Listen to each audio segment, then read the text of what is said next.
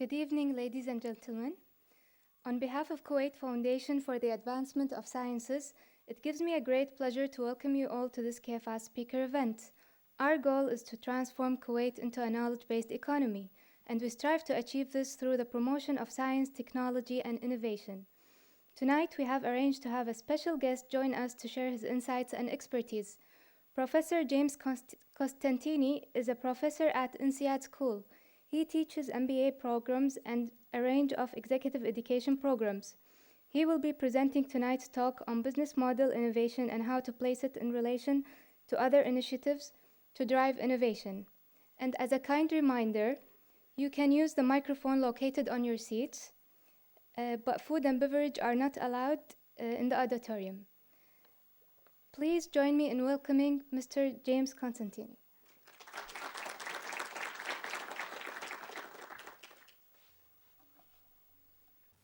Good evening. Thank you very much for coming this evening and sharing a few moments while I talk about business model innovation and a few topics around that. In particular, I want to place a little bit in context, a couple of pointers about business model innovation itself and driving that forward. Before I dive in, maybe 2 words of background on INSEAD and myself, so you can have a little sense of where I'm coming from into this topic. INSEAD Business School for the last 50 plus years has been engaged both on MBA and on the executive side in a range of programs. Geographically starting in Europe, but then spreading out to really around the world. At the moment, we have 3 campuses. One is not so far away in Abu Dhabi. One is in Singapore, which is where I spent my first 5 years with INSEAD. And then the one just outside Paris in Fontainebleau, where I've been based for the last 7 years.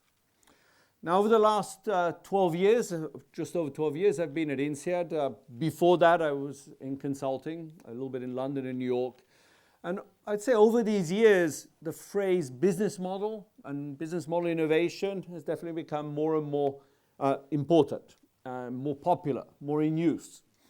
In particular, the last few years. And what I want to do is spend a few minutes thinking about why that's the case, placing a little bit in context, and then some pointers around what that might mean in practice as companies move forward on business model innovation. So, before though anything around a motivation for or how to move forward, a natural question is, what is a business model? And good news, bad news there is I'd say there's no sort of standard definition out there. So first of all, beware of the phrase. So let me put forward at least a perspective on that, which is, let's start a little bit more generally.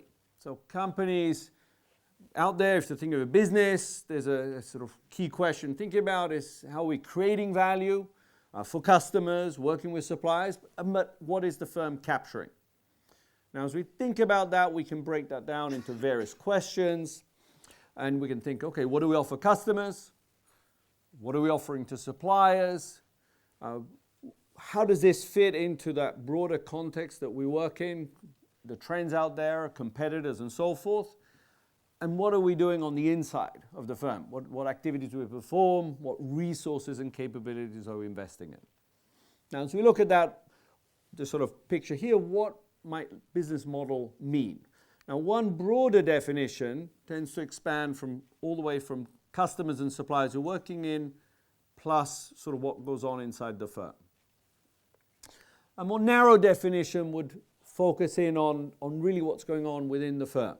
And I would say sort of the more typical definition of business model is more that. It's more around the how we operate. And we're going to, I'd say, stay closer to this narrow definition as we go through this evening. Now, as we think about this sort of business model, why might we be interested in innovation around the business model? Now, the historic example that really motivates a lot of this is like Toyota production system and automotive. And the story then, in a brief one, is Japanese entry into various markets, automotive being a big one. By the early 1980s, it's very clear that the Japanese firms are doing extremely well in automotive. Quality is higher, costs are lower, but the answer rests not somewhere in the markets they serve and so forth. It rests in something else. People explore it, and it's basically how they produce the cars is different. Something about inside and how that works. And that's sort of one of those data points I'd say sort of motivates, wow, there's a chance to sort of produce something similar, a car, but produce in a very different way with a very different outcome. Now, the question behind much of business model innovation is, to what extent can we do that? Can rethink. Now, why might that be interesting today? Well, there are many trends out there that one can address and can work on. Now, some might be potentially very important, but maybe not so directly related to business model innovation. And I point to like the bottom right here. People are talking a lot more about the potential for a trade war and different aspects. Now, fingers crossed, it doesn't happen. But let's see. A bunch of other trends are out there that instead are much more close to what I'd say is the sort of current motivation for pursuing business model innovation. And those relate to technology-related changes. So whether it's firms seeking to digitally transform, applications of artificial intelligence or machine learning. But then there's a question of, okay, how does one apply that? So people are looking for approaches, methods, tools, such as design thinking. But what is one of the key motivations for thinking about a business model innovation? A wave of new technology. Now, a wave of new technology makes you think, well, maybe we can just rethink some of the basics of how we do stuff and really transform how the firm works. Now, if you're sitting in the shoes of an entrepreneur and investor, then the sort of clear thing is, get in and do that. If you're sitting in the shoes of a big company, the concern is, if we sit back and do nothing, maybe somebody will come and disrupt us. In the words of Clayton Christensen, that leads to that innovator's dilemma. And there's a concern, well, if we don't move forward, somebody else will do it for us, we'll be in trouble. Now, not wanting to be at the receiving end of disruption, I'd say many big firms would be trying to then move forward and say, well, what can we do about this? And this sort of leads to, I'd say, a sort of strategic challenge or two. Now, one of them is, okay, well, which technologies is it the right moment to go in and invest in around which to build a new business model? Because if we think of a technology-motivated story for a new business model, we need a technology that can be put to work today. It can't be like deep in the lab. And so it's interesting to see as we've sort of surveyed executives at INSEAD, we can see sort of which technologies are rising up to the fore. Data analytics remains very core to people's interest. But for example, blockchain, artificial intelligence, machine learning, rapidly rising on the executive agenda. Now, you're sitting here today, you could have had a very interesting talk 5 years, 10 years, 15 years, 20 years ago about artificial intelligence. Of course, as we go back in time, it would have been a little bit more theoretical. The computers would have been less powerful, the data set's much smaller, and the sort of business application scope may be zero, maybe tiny, maybe limited. Maybe we're crossing a threshold, and now things can be done. As we take that technology into the firm, we play around, we apply it, that's where the chance to sort of reinvent a business model comes from. But of course, there's a chunk of uncertainty about, is the timing right? What can we do with this?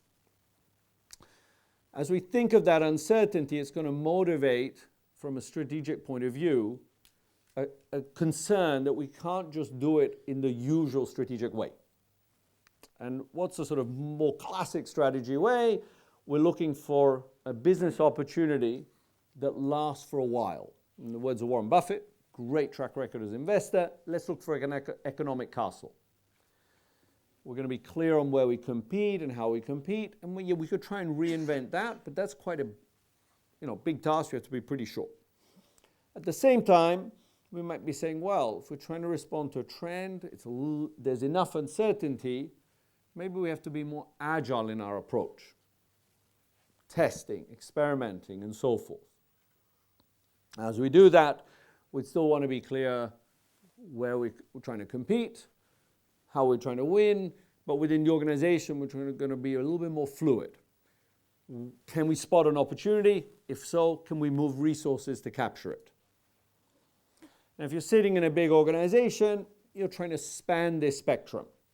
And I invite you to sort of think of the organizations you're either working in or involved with, and ask yourself, how do you, on the one hand, accomplish in the corporate scope, keeping going businesses that have got sort of longer term stability and competitive advantage, more that economic castle as a metaphor. And maybe there's an opportunity there to apply technology to change the business model. That's more likely going to be picking a piece we understand well, fixing that, improving it, changing it, but it's somewhere in the core of a more established business. Now, at the same time, somewhere else in the corporation, somebody might be trying to bring a technology in to invent a new part of the business, a new business model that is much more fluid and agile and uncertain. So it may not work. Success may not last that long. But in that case, what would one do? Try have another go, and then have another go. And we'd keep going. Now, one of the things to think about here is, as we hear sort of a call to think of a business model innovation, one of the questions to have in mind is, okay, but what is that? What is the strategic rationale for it? Why exactly is this being motivated? Today, the most likely very background motivation is technology. But if we get a bit closer, what exactly, what part of our firm, for what reason are we trying to affect through this process? And this can range from, a very sort of core operational improvement. It can be a sort of bringing those new technologies, but it may be motivated by, in fact, seeking new markets, new customer segments, and making a new offer. Now, here we've got to be careful about a couple of things, which is, if I'm pursuing a new market, understanding customers' needs, figuring out a new offer, maybe those activities, those have to be handled and addressed before we get to thinking through aspects of the business model and how we deliver. And so there's a question of sort of how much there's a sort of core activity of reinventing how we do the work. What's the sequencing? If this is going to rely on a sort of deep technical change, how does that exploration of the business opportunity fit with R&D and technical innovation? And so one thing I'm going to invite you to sort of think about, and we'll discuss in a second, is if we've got these different rationales for why we pursue business model innovation, and we're trying to rethink how we work, we're going to have to sort of tailor the approach carefully to the exact objectives. Now, what I'm contrasting here, and I'm thinking here actually of some experience we've recently had with requests even at INSEAD for programs, where a company will come in and basically say, can we just take this one approach or tool or method and just apply it broadly? And in a way, it's saying, let's pick a hammer, and then we'll just go find anything that looks like a nail and give it a whack. And it's not necessarily going to work. And so here we've got to be very careful. What type of hammer do we want to use, and exactly for what purpose? And so let me illustrate that. There are many different ways to sort of tackle aspects of business model innovation, but there's a couple of themes, and there's essentially a common process that is required in addressing business model innovation. And can go through and think about doing some analysis. We think of some ideas. There's a heavy emphasis on prototyping and testing, and then taking that into implementation. Now, if there's a sort of fairly linear looking process, a couple of notes of caution. What are really characteristic aspects of this process? So one aspect is that early on, there's a need for generating some divergent thinking, surfacing different options. Now, these are going to have to be novel, new, but at the same time practical, that we can apply.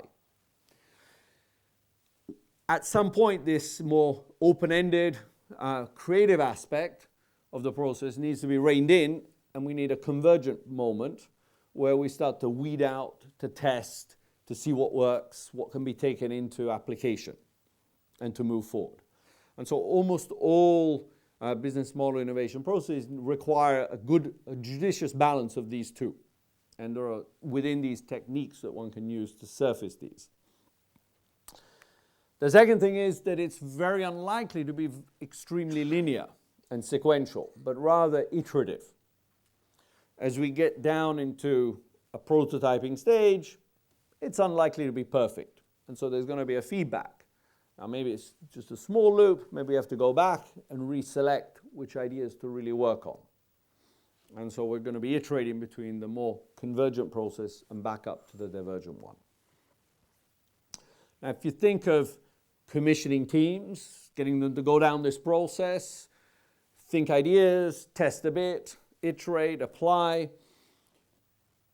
This is why one has to be a little bit careful thinking, okay, but why are we embarking on that organizationally? What's the motivation?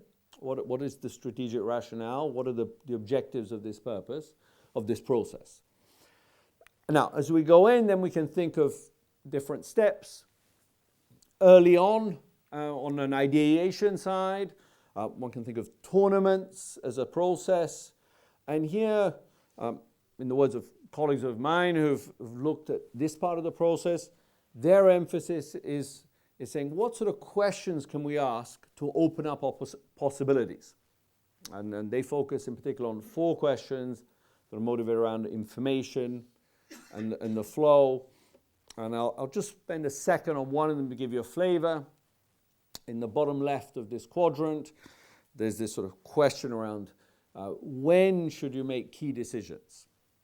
And Zara and Live Ops are a little example. Now in most cases, we have to sort of line up supply before demand shows up. But it's nice to ask a question, how much can we really shorten that? And so Zara is known as a sort of leader in fast fashion. Now, what does fast mean in this context? What it means is that they've shortened the amount of time from when they decide, yes, we're going to produce a shirt or a pair of trousers, to when it gets into the shop. Now, how much? 4 or 5 weeks, shorter than the competition. Does that sound like a big deal? Well, it should. Because what it means is people have, say, 4 weekends of shopping at Zara, seeing the fresh stuff that's arrived before they see it in the competitor stores. By that time, the ones who want to buy have bought. And then the competitors have a harder time. They've now got customers who are having the second round, they're having to discount, it's harder work, and in the meantime, Zara's put the fresh stuff in. So now, is exploring that time dimension is important. The early part in this business model innovation process says explore the questions that are going to be most productive in your environment, surface ideas, and see where there might be opportunities to redesign. Then the question is, okay, let's move into more that second phase. We're going to sort of converge down on prototyping. And there, one technique that's very popular at the moment is design thinking. Now, its popularity today is interesting because this has been around since the early 80s. That's when it was got more formalized in the Silicon Valley area. And in fact, that gives you a clue as to why it's popular now.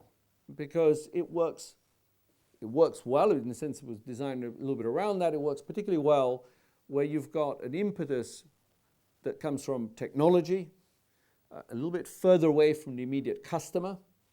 And then in the design thinking process, there's a push to say, okay, what's the user here? What's a user-centric design? Sometimes human-centric design as a phrase. And so it's a process where we can engage that, think about that user experience, work back and say exactly what we want to offer them. And so we're re-engineering a process and a product and a service using these tools. And so different firms have started to pick up and spread these. Konica Minolta is just one of those many examples. They've set up the innovation centers. They're using a lot a design thinking approach, and it's trying to get some of their engineering R&D capability out closer to the market. Why? Because the process gets you to think immediately about the users, the application, and then draw back. So as we go into each step of a business model innovation process, there are several sort of tools and options to choose from in sort of constructing this. And now if we had a very small company and we just run one initiative, in a sense we're going to do that once.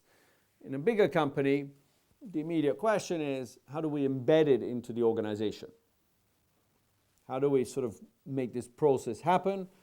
Because it's unlikely that it's just going to be one or two initiatives. There's going to be a number of initiatives. And this is where, if I actually go back, design thinking, some of the risk-driven business model, and some of this process is deeply inspired by startups. Certainly recently. Now, as we think about that, and we say, okay, how do we take those process techniques that work in a small organization and take them available and working up into a big organization? What does it take to scale? And here there's quite a range of organizational approaches. And let me illustrate with a couple. And in the background, of course, here one is the strategic rationale, the motivation for doing the business model innovation, but the second is some of the nature of the industry and so forth.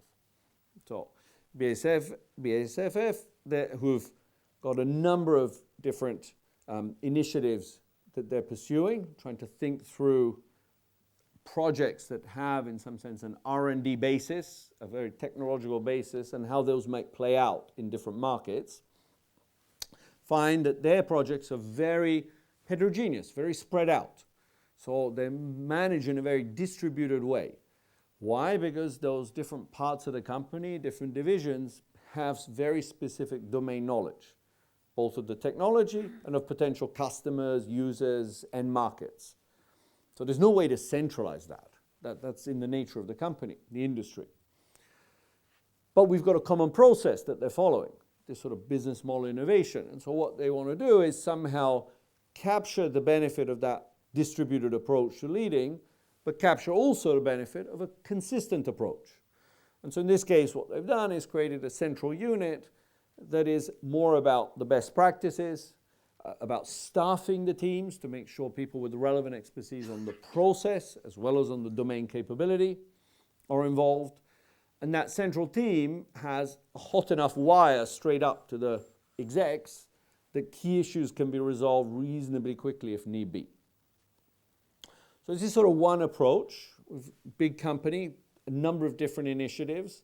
And I said in the details, they're trying to achieve a consistency of a business model innovation approach, but at the same time recognizing that in some cases the division is taking a very known technology into existing customers, and in other cases they're trying to explore some very different markets. So there's heterogeneity in the objectives. A bit of a different example is DBS Bank in Singapore. As a motivation, he had a much broader organizational transformation.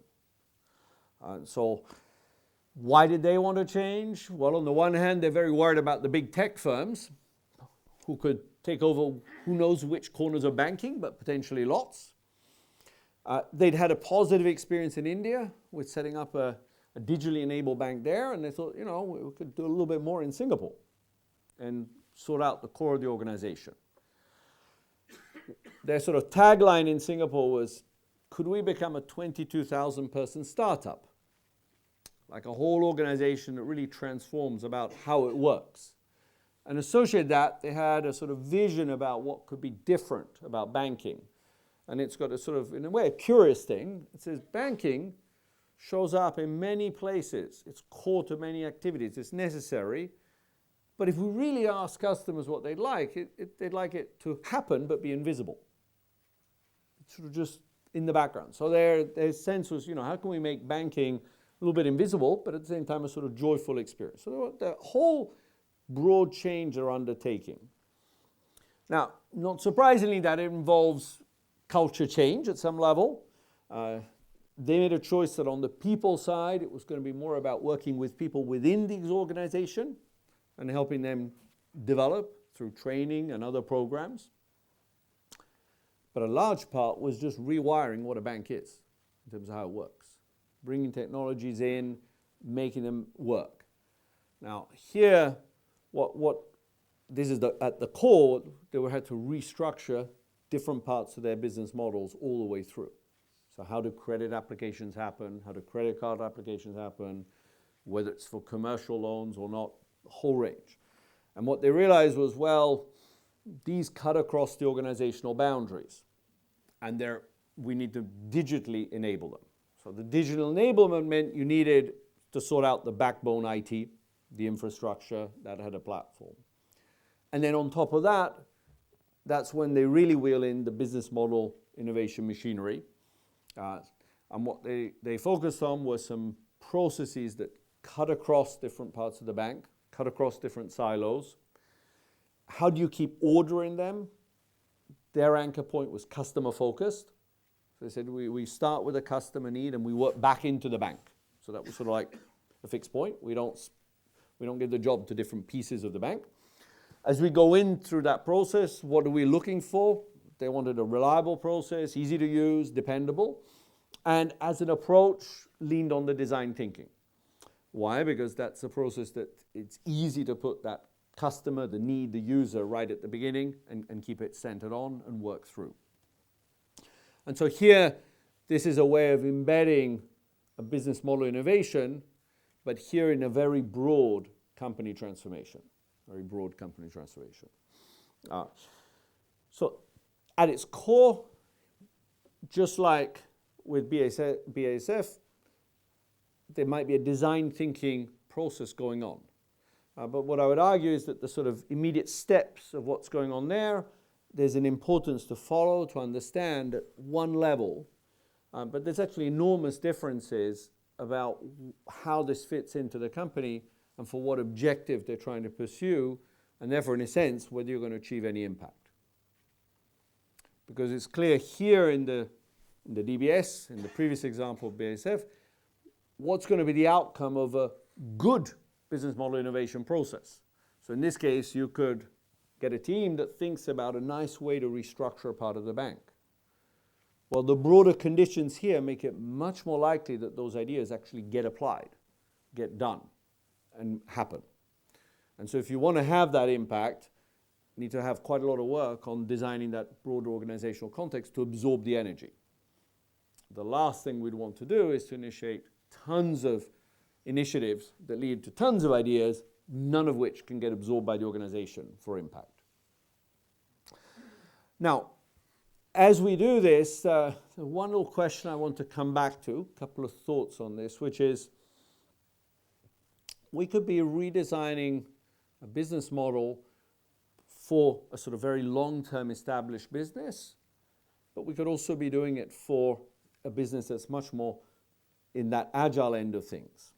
And here I think there are a couple of things I want to highlight, which are two features that tend to come into business model innovation today much more likely, and in some sense are necessary, but they're also complications.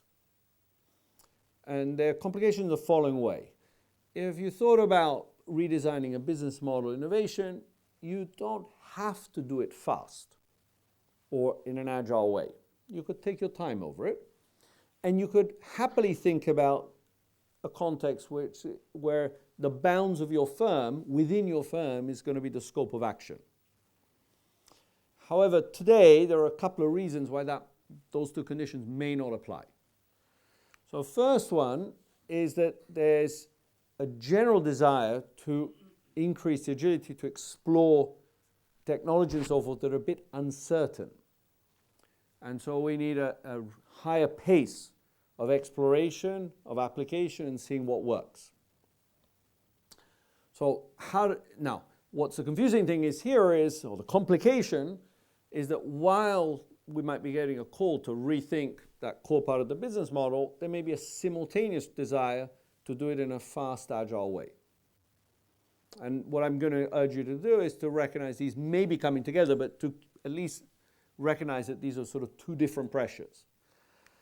So one of the ways this shows up is as agile processes are spreading across organizations. So what I invite you to think about is in your organization, if you met the IT department what proportion of their work is now done in an agile way, and what proportion remains, and maybe should remain, in a waterfall way. What's the range of work? Now, why IT? Because this is one part of firms that has rapidly adopted a set of techniques around agile working with success. They've sort of figured out when to use and when not to use.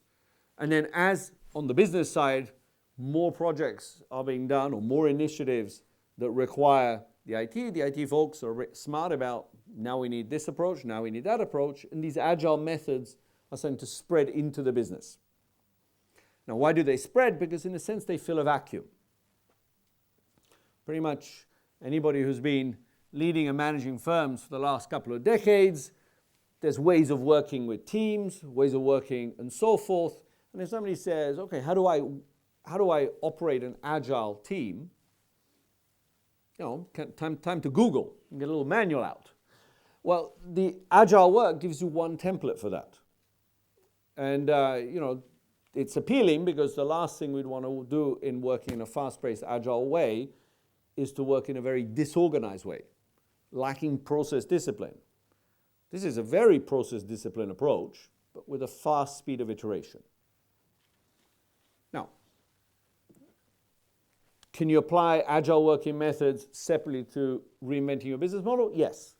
Can you apply business model innovation separate to agile? Yes. These two can be kept separate, but often we're going to be, in today's situation, looking to have these happen at the same time. And so we might be mixing in aspects of the design thinking and approaches there around the business model innovation with working organizational methods like agile, which are trying to move the organization fast. And I just invite you to, you know, those we might need to handle in parallel, but it's worth recognizing that the impetus may be a common one, but may be quite different. So one aspect is that speed and timing. In a way that might be easier because it's within the organization and the motivation. There's another one which I think is interesting to think about because in some sense it's a little bit more challenging fundamentally, which is some of the motivations for pursuing business model innovation today are going to lead us to think that there are ways in which we have to connect with other players differently. Let me explain that for a second. Highlighted a few tech trends out there, but let's think of a very basic one. Data. The data we have access to today is obviously not only accumulating fast, but it's sort of qualitatively different to what we could do before. And we see this in very different industries. A couple of examples here, whether it's Tiffany, and 10 years ago you could buy a diamond from Tiffany and they promised you it was a certain type and all the rest of it, but now they can trace it back to the mine. Each one has got a little number on. If you have a pair of Puma shoes and you'd like to know which factories are likely to have made it, go on the Puma website and you can find a list of their tier 1 suppliers and see, which factory is likely to have made it. This information would have been pretty hidden years before.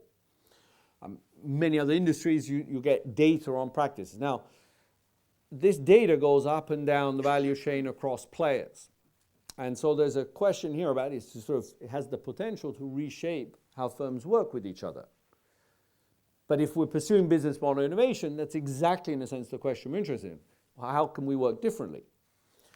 And so one of the issues here will be that as we zoom in to think about a business model innovation, what we're going to have to ask ourselves is, can we really keep the exploration to within what we do, within our 4 walls? Or do we have to expand out and ask, how do we change our business model simultaneously to the business model of other players in conjunction with them? And that can be along the value chain, so co-innovation with customers. This is a phrase that people like a lot today. Why do we co-innovate with customers? Well, okay, they know something, we know something, but in part we're trying to figure out where's the boundary. Where should the boundary be between the two firms? We're renegotiating exactly how the pieces fit together. Now, so that can be up and down a value chain, customers to suppliers, but we can think about this also with players that we're not directly related with in a customer-supplier relationship, more like with an ecosystem. a set of partners and other players out there with whom we're usually collaborating in some way to produce products that fit together, complements. And should we be reshaping the way we work with them? It could be that actually in one part of our industry, a digitally enabled marketplace is developing, where trading is happening. So buying and selling is shifting from, for example, a sales-mediated process to a technology-mediated one. Now, if that's going on, then clearly our business model is going to be changing quite substantially because we're changing the way we either buy or the way we sell. And so that we might be integrating into one of these marketplaces. And in all of these cases, what's going to happen is that suddenly, I would say the simplicity of having teams and people focused within is complicated by having to ask them to interact outside. Now, why does that get complicated? Because often firm boundary decisions, what we do versus somebody else does, who decides on that escalates pretty quickly. Because it can rapidly raise questions about, what are we in? What's our firm about? What should we pass to others? How do we collaborate? And so that leads to a more complicated process in terms of managing the business innovation process. Now, a couple of comments to finish on. No doubt if you spend a bit of time around business model innovation, you'll quickly get into some of those core techniques about thinking about them. Could be ideation tournaments. Could be about the design thinking and other aspects. And here, one thing I obviously invite you to do is, yes, think about those processes, get familiar with them. But that's like a little Lego box, a toolbox. And in most organizational contexts, there's a little bit of work to do in a couple of directions. One of them is to figure out what are the different motivations, the different strategic rationales for why this business model innovation needs to be pursued. What's motivating, plug in, what value are we going after, what are the benefits?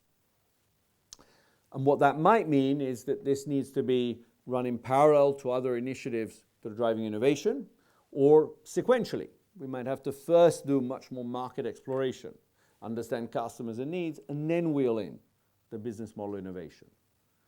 So if you think of DBS Bank, much of what they did was to solve existing customers' existing needs. Kind of knew somebody needed a mortgage. They just knew they could do it in a completely different way. They weren't necessarily reinventing what the bank was offering to whom. Now, if you've got to reinvent what you offer to whom, then I've got some colleagues who'd be very interested in blue ocean strategy and looking at those issues. There's a whole toolkit out there for exploring markets and customer needs. And as those become clear, then it's easier to wheel in these business model innovations. Secondly, in a large organization, that standard process of business model innovation, we know that underneath it, there are sort of many little Lego bricks that we can use.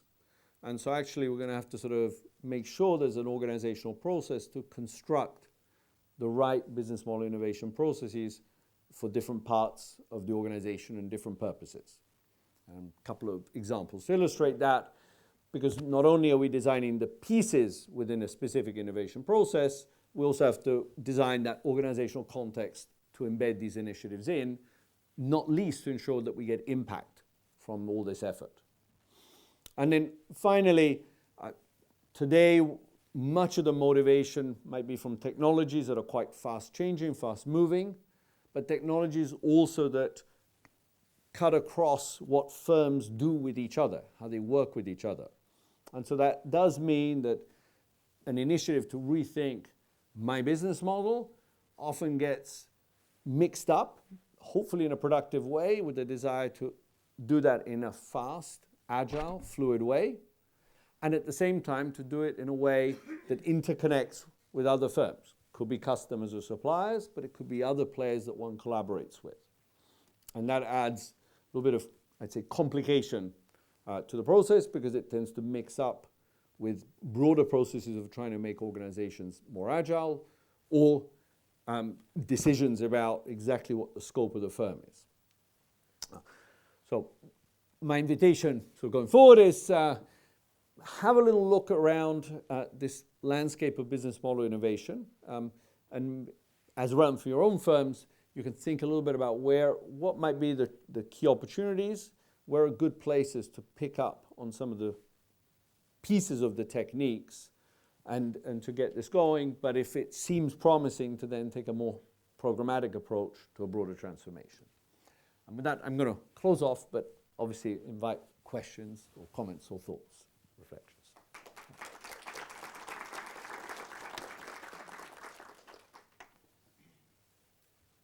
Please, at the back. Thank Yes. you, Professor, for the lecture. I was going to ask you initially about the blue ocean strategy, and you did mention it right at the end. How do you see it integrated well with the business model innovation? Yeah, so I'll expand a little bit on what blue ocean strategy is for those who aren't so familiar. So a couple of colleagues in particular over a number of years have focused on this blue ocean strategy. What was their motivation? Their motivation was to say not always is the best idea, in fact they would say never, to chase those known markets full of competitors where we go head to head and beat each other up. Let's go look for newer opportunities out there on the demand side. So it could be customers that are poorly served. It could be customers that are ignored or not well served at all. And we're going to try and figure out an offer for them that is quite different, quite distinctive, anchored in what they need to address what the customers are sort of not getting today. Now, as you think about that, obviously, it's going to take a bit of work to figure out exactly who are customers out there who are underserved or poorly served, and what is it that we can offer them to address their needs that's not already out there. So there is an exploration aspect there. Now, as you get an idea for Blue Ocean, it does not give you a recipe for how the organization delivers on this. Strictly speaking, it tells you this customer should be offered this. But, you know, it's like a little thin piece of paper. Behind it, there's no company. There's no organization. So behind that, we need to design the delivery mechanism. Now, in most cases, I would say the sort of ingoing hypothesis would be we need to do a little bit of that market exploration and figure out where the opportunity is, and then we'll come back and think a bit about the business model innovation. So I would say at a high level, the sequencing would be a bit more on the demand side and then a bit more on the supply side. Now, it's going to be a bit iterative, but it's, I wouldn't mix them up. And certainly what's probably a bit dangerous is to think of opportunities that are very demand-side exploration, but actually pursue them by wheeling in heavy business model innovation approaches. Because they're not necessarily designed for exploring those demand-side questions. So, no questions? Yes, please.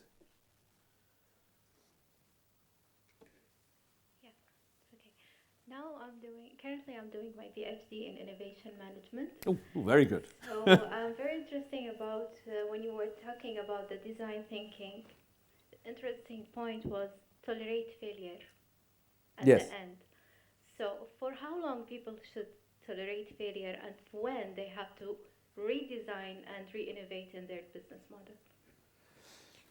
Okay, there's a broad question. So a good topic. Well, it's in the news today, partly because like the Tesla announcement, so maybe we'll come back to that. So first of all, deep in the process of design thinking, or anything where the word prototype is going to appear, why are we bothering with a prototype? Well, we're bothering with a prototype because we're not quite sure what works, and we're not quite sure, and it's not easy to build something fully to test. So we're going to put a rough thing out there, put it in, and we're going to get some feedback. Now, optimistically, we get feedback to improve. More realistically, we're going to try a bunch of stuff, and some of them really are not very good. So we chuck them away.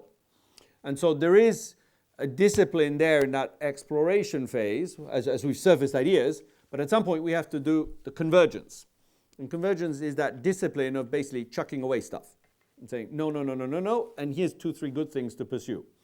So really deep inside one of these processes, that's going to happen. Now, if you've got people well versed with that, teams have done it, in some sense it's going to happen quite naturally.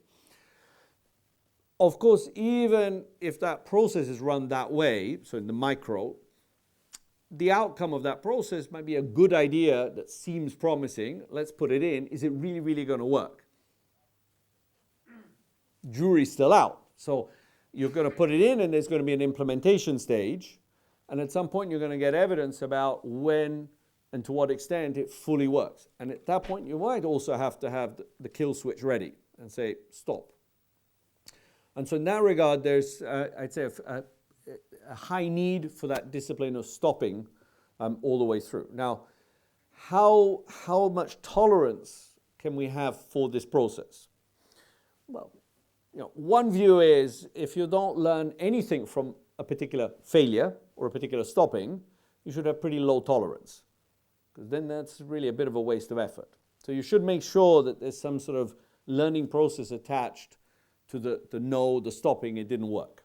So that would be the sort of one end of the benchmark, unless it's really low cost to test and prototype, and then we could just try. But in general, there is a cost. There's at least an opportunity cost. So we want a sort of feedback mechanism. Now, the second one, of course, is are there any broader consequences to that test and experimental process?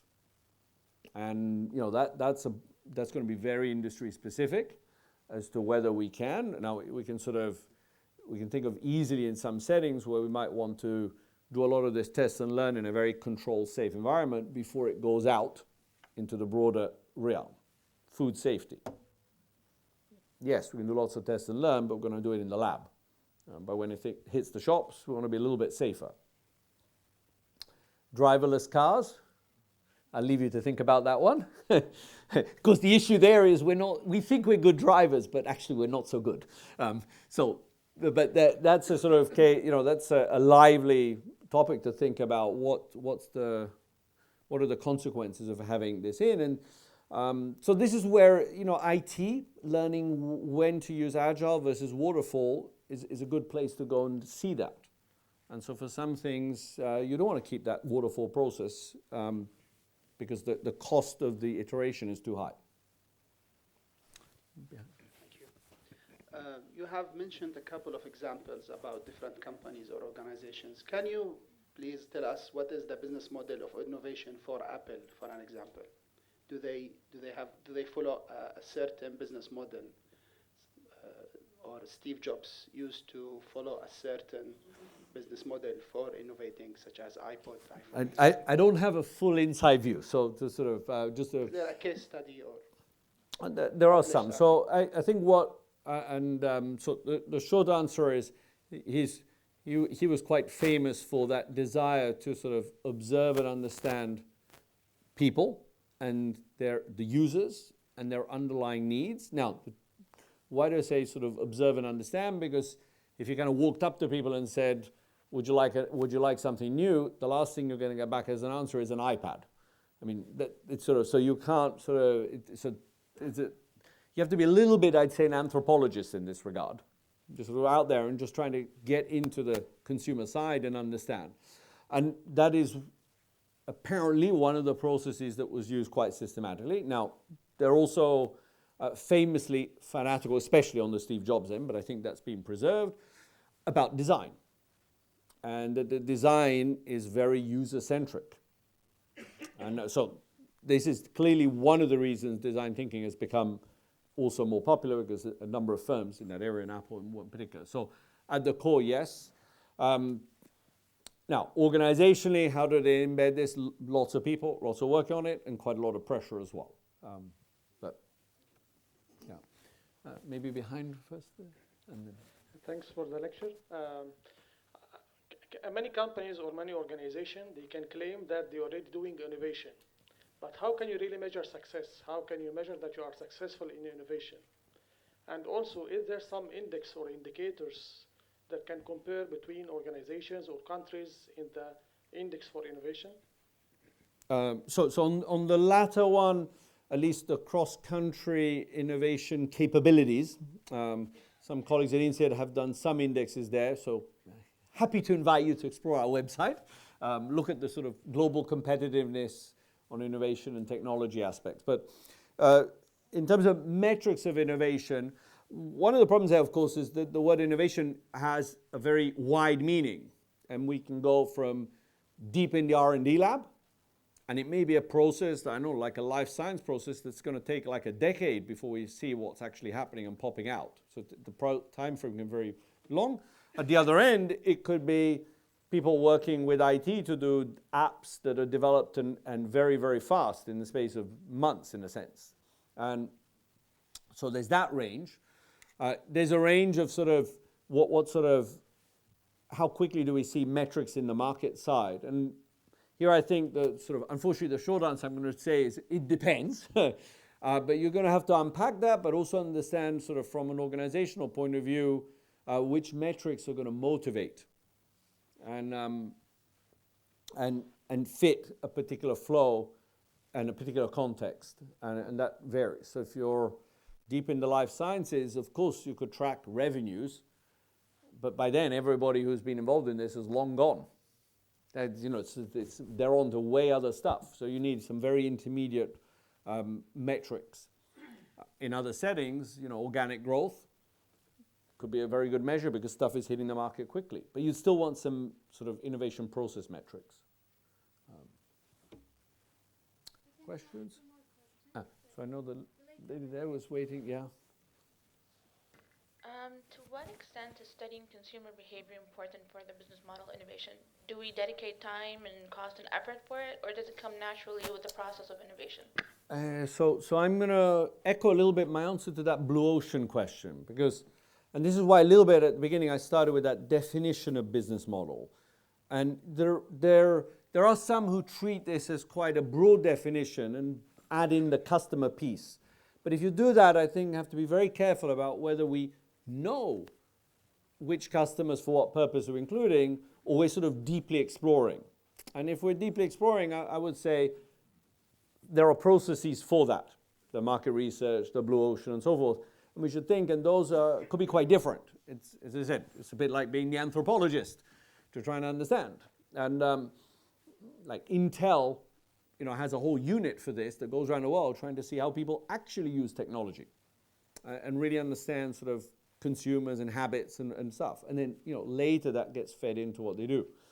Now, so if exploration is a theme, then I would really say that. Now, on the other hand, if in most business model processes, we need to sort of keep an eye on something and solve for something. And a very popular one is to put the stake in the ground as the user or the customer. And in effect, we have some sense of their needs, and then we work back on what to offer them. So in that regard, yes, there could be a focus on customer and so forth, but we're not really trying to too much uncover their needs. We should take those as given. We're certainly not trying to shape them. We're trying to fulfill them. And then we said one more.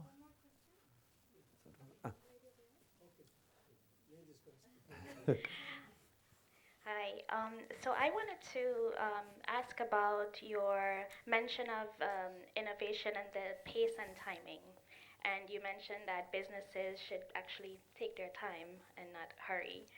So I was wondering why, for example, with Google, they promote employees to solve problems, and from that they get business models being generated within Google.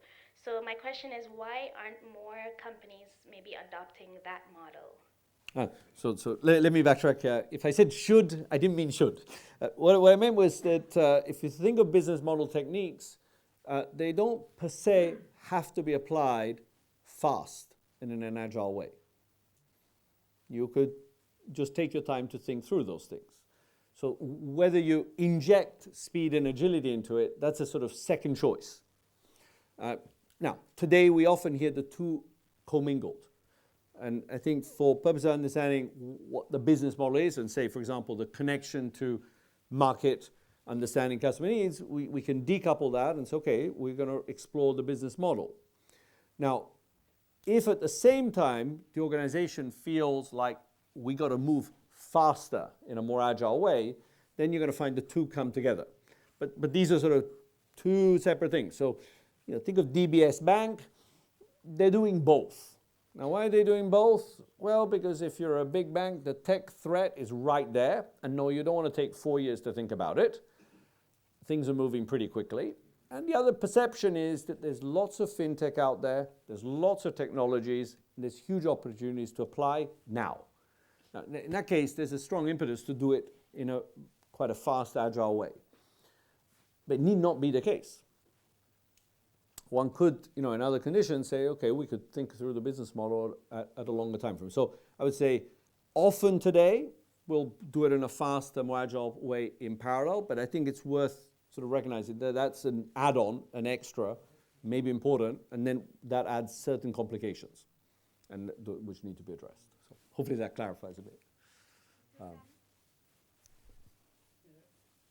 There's also a question about timing and innovation. Good. It's almost the same question, but regarding to the relationship between timing and the success or failure of good invention or innovation process model.